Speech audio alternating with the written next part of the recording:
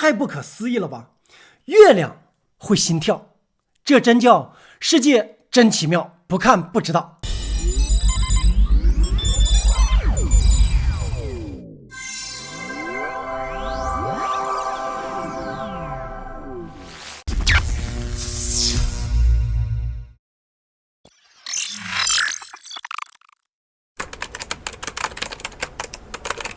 Hello， 大家好，这里是飘不然飘哥。你问我宇宙在何方，我指着飘然的方向。你问我月亮在何方，芳草青，夜色看天狼。Oh my god， 上来就开拽，嗷嗷狠。飘哥的频道就是猛料多，刚刚报道了宇宙大一统，又来了这一期的月亮的心跳。首先问一下，大家看过天上的月亮吗？一轮满月，想一想，看过吗？那你一定会说，瞅你那损色，没看过月亮啊，你傻呀你啊！这个是宋小宝的口气，你确实看过，但是你可能没有看过咱们这个片子里的月亮。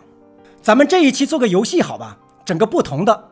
这一期咱们换个角度看视频，这个视频呢，飘哥卖个关子，让大家来写故事。我把视频放在这里，别着急，马上就开始。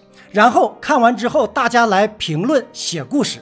首先说明一点，这是一个用普通的相机拍摄的月亮，没有经过任何的剪辑或者编辑，是一次偶然的抬头，偶然的机会，一个普通的拍摄，却拍到了意想不到的虚幻。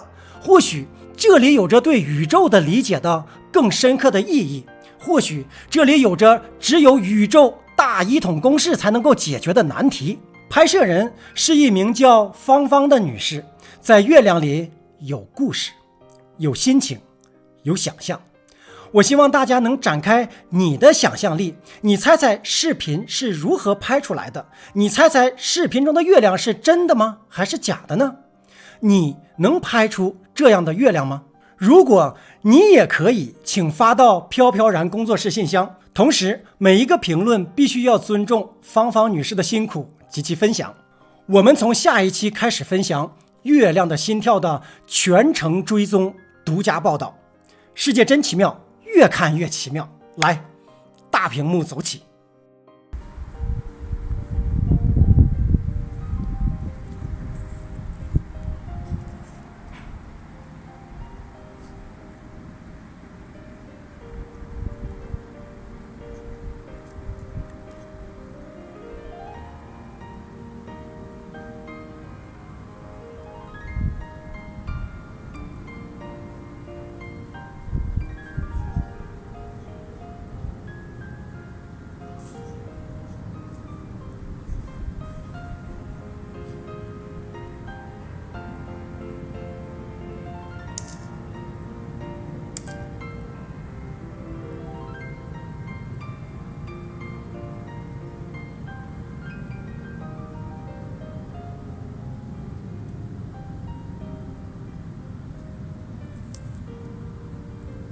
好的，看完了视频，您有什么感觉呢？